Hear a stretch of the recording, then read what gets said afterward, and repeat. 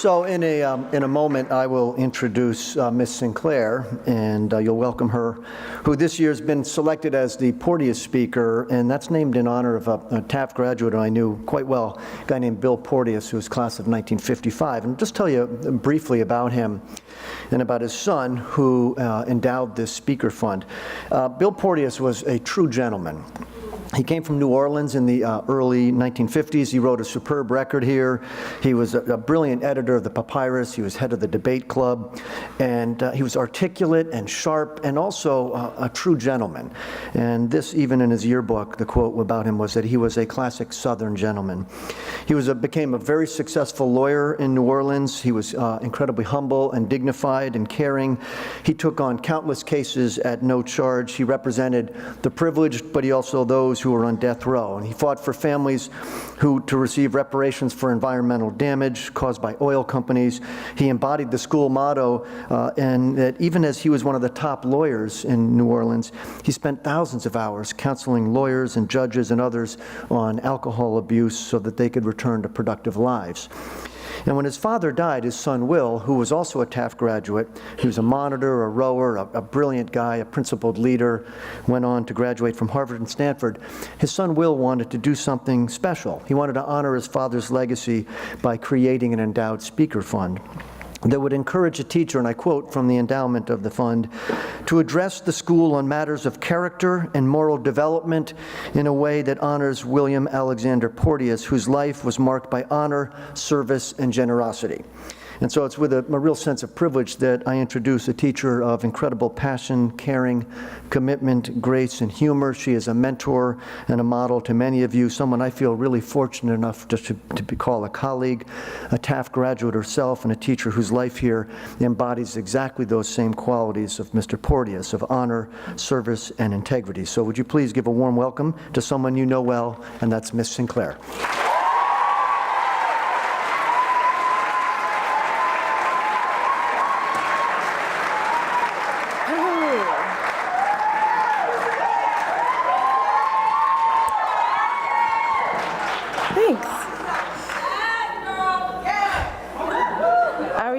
No, I'm kidding. Okay, so there's Porteous and then there's me. But last year I was honored to be the recipient of the William Alexander Porteous Award. When Mr. McMullen sent me the description of said award, I was both surprised and terrified. I thought, how am I at all qualified to talk to the entire student body about matters of character and moral development? Aside from internalizing an unreasonable number of internet memes, I was in no way equipped to mount the soapbox of moral excellence or lecture about the right or wrong way to engage with other humans, and yet here we are. There was obviously something about me that I was perhaps too close to see that Mr. Mack saw in me, and so I undertook the honor with great pains. I struggled for a long time about what I would say, and finally decided that I would share with you what I like to call my rules for life. Before we get into the nitty-gritty, I thought I would first share some fun facts about me that helped me to be the person I am. Fact number 1, I have West Indian parents. Both of my parents were born and raised in Jamaica and immigrated to the US when they were young adults. So what does that really mean? I grew up constantly hearing, "You are Sinclair, don't embarrass me." When I tried to leave the house with wrinkled clothes or crust in my eyes, ashy knees, or messy hair, I was stopped and sent back to my room and forced to meticulously critique my appearance, trying to find anything that might send me back to my bedroom, or worse yet, force me to set up the ironing board and plug in the iron. However superficial it seems, from a young age, it was clear to me that my existence was not entirely my own. My appearance, my actions, my life was inexplicably linked to that of my parents and my siblings. I was a reflection of them, and conversely, them me, so that everything I did or said would affect them. Hearing that phrase on an almost daily basis, after always pushing the limit, including sleeping in my school clothes so that I could get that extra 20 minutes of sleep, instilled in me that my life was connected to other lives. A fact that I resented at first, but as an adult, I realized is a key to living a happy life. Fact number 2, growing up, I was a stud. I have a picture. Exhibit A.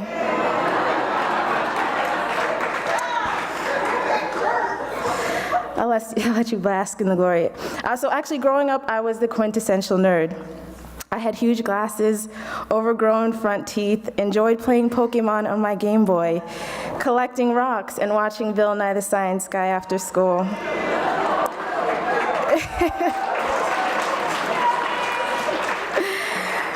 You would think that I would be the target of bullies all over the Bronx, but I learned from a pretty early age that being both funny and kind provided a Harry Potter-style cloak of invisibility to the bullies. My humor was a defense mechanism of sorts that helped to make me unappetizing prey for the mean or cool kids at school. Luckily, it came naturally to me to turn bummy situations into funny ones, or awkward encounters into comfortable interactions. And so I made it through elementary school and middle school relatively unscathed by the woes that plagued other kids. Although I haven't really lost the awkward yet. Fact number 3. I'm not, where'd I put that? Oh, I'm not super emotional. I love this meme. I'm not super emotional. I guess a better way to explain it is that it's easy for me to separate my actions almost wholly from my emotions. I love the facts of a situation. Often when friends or family would be taken aback by a disappointing outcome, I was comforted by an ability to work with the facts. I recall one time at Taft when I liked a boy. It was my sophomore year, and he was a new mid whom I first met in my Algebra 2 and Trig class. One day we were studying in the library together because there was some concept I didn't understand and was sure that his superior and beautiful mind could help me with. So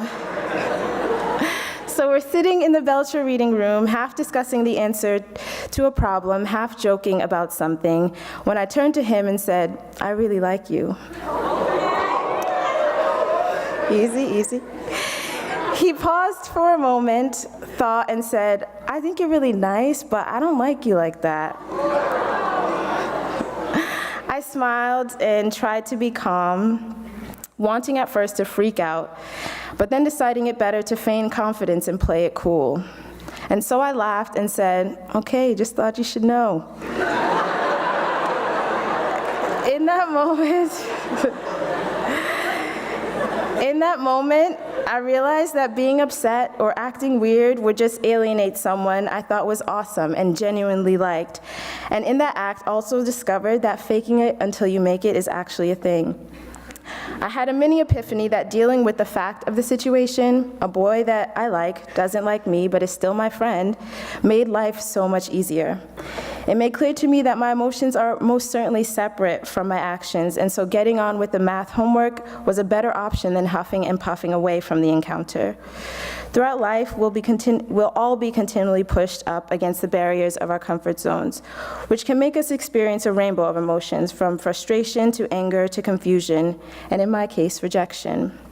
But those emotions don't have to dictate the way we relate to and engage with those who figuratively stand on the outside of those barriers. So there it is, 3 facts about me.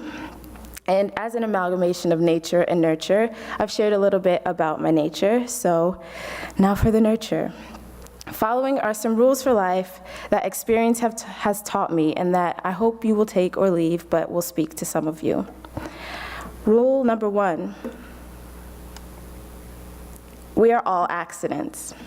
Yes, in fact, we are all accidents of birth. We did not, from the pool of parents, decide to choose the families that we're born into, the skin or hair we would have, the neighborhoods we would live in, or the money in our bank accounts. Instead, nature has dealt us an arbitrary hand, and it is our job to do with it the best that we can. Up until I read my friend Shaquilla Crockett's autobiography our senior year at Taft, I had conducted my life with a sense of entitlement. I thought that people should act a certain way and do or not do certain things. I only knew what I knew, and so until I read about all that she had endured up until her matriculation to Taft, I was woefully ignorant to the fact that life is not kind to everyone just because they end up in the same place. It was easy to watch the struggle on TV or hear it from morning meeting speakers, but it wasn't until then that it became real to me. I was comfortable judging others from an ivory tower, convinced that my life as a child of immigrants meant that my struggle was real, until understanding hers. I felt guilty then, realizing that I was no different and certainly no better than any other person. What gave me the right to judge? Who bestowed that privilege to me to be the authority on all things just? From that moment on, I make it a point to check myself daily and sometimes hourly, trying to be conscious of the facts that I've only known my own experience, and vigilantly mindful that life twists and turns differently for every individual. And so, instead of closing myself off to people I would have previously judged, I endeavor to embrace them as a well of experience and valuable resource of knowledge that will broaden my own horizons in this life. Rule number 2, there's no right way to be. We're often burdened with this idea that there's a certain way that life is supposed to go, that there are rules to follow and benchmarks to be met. But I learned this lesson from my older sister.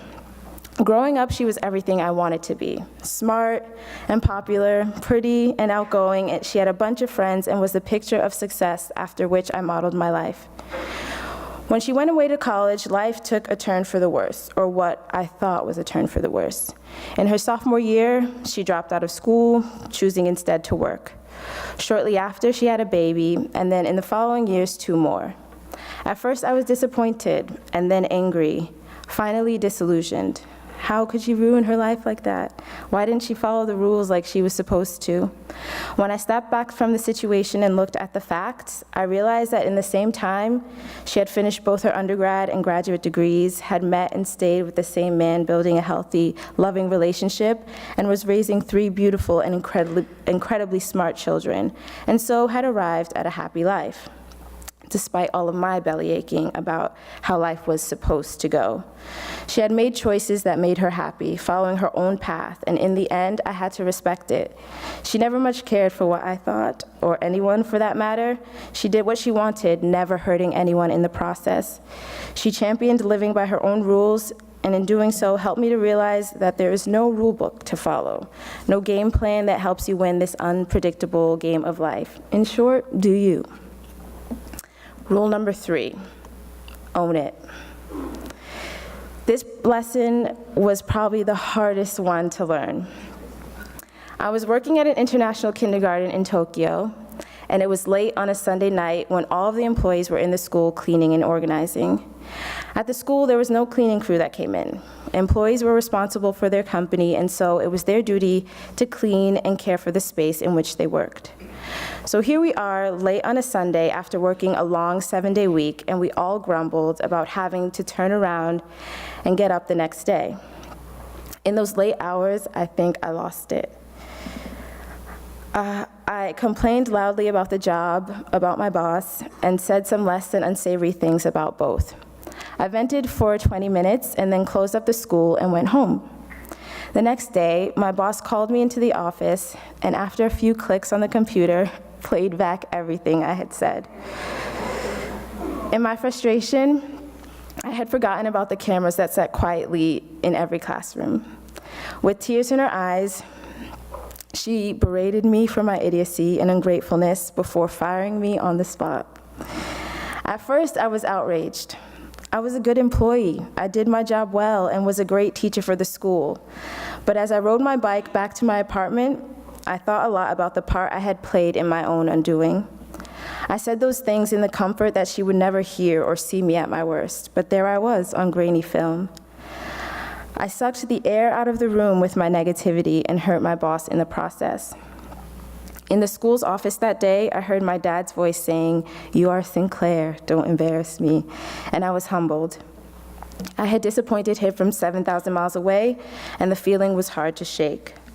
The rule that formed in my head that week went something like, if you would be ashamed if the whole world could see what you did or heard what you said, then chances are it's not the right thing to do. In short, own it. However I choose to conduct myself, I must be accountable knowing that my dirty laundry can get aired at any time. And if in the end I'm okay with that, then I proceed. If not, I gotta be willing to check myself. Rule number 4, take only what you need. I know of you are too young to have this experience, but there might be some faculty in the back of the room who remember being on the playground and hearing the phrase, "I'm rubber, you're glue. Anything you say bounces off of me and sticks to you." This was the coolest phrase at the time. Among others like talk to the hand, all that and a bag of chips, and whatever. This comeback had a sister phrase of, "I know you are, but what am I?" I think that both had the unintended psychological effect that allowed us to ignore the sometimes cruel things that kids would say in jest and continue on with our happy lives, feeling as though we had bested the bully. Interestingly enough, it also forced the playground bully to, in an effort to preempt the comeback, say nice things to you instead. It's a silly phrase, and we were silly kids at the time, but that playground comeback has grown and evolved with me into an idea that I take just what I need. There are people that don't like me. I know it's hard to believe, but alas, it's true. There are people who will say mean things about the person that I am, but I just take what I need. It has become increasingly easy for me to ignore the negativity and only internalize the things that will feed my soul, that will encourage me to become a better person or build me up instead of break me down. In the words of yoga, ignore the haters we must, dark side they are. And last but definitely not least, don't be a jerk. I'm a firm believer in karma. What goes around comes around, whatever you want to call it. Some have said that I'm a spook for believing in this law of attraction, but I find it true you get back what you put out. In other words, you reap what you sow. While it is true that sometimes bad things do happen to good people, I have found that when I'm a source of positivity, life becomes easier, people more pleasant, love, encouragement, support, and happiness more available. And who doesn't want all of those things? I've had friends in my life who were surrounded by an aura of negativity. Every time we were together, he or she complained, spoke only of superficial things, or was talking about the next person. A friend that chose to focus on all that was going wrong instead of everything that was going right, and it bred more hardship. In high school, for me, this negativity often played out in talking about people behind their backs. I think it was my mom who would say that if someone talks about another, they are somehow broken themselves. I'm sure you've heard the cheesy phrase about pointing the finger, something like, when you point a finger at someone, 3 more are pointing back at you.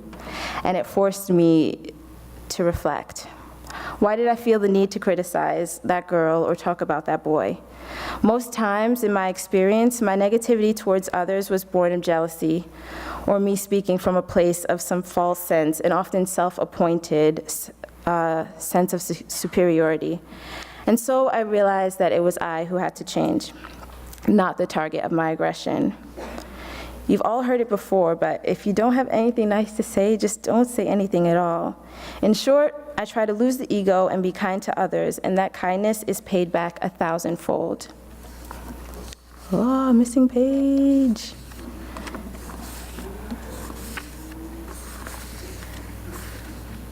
Failure ensued.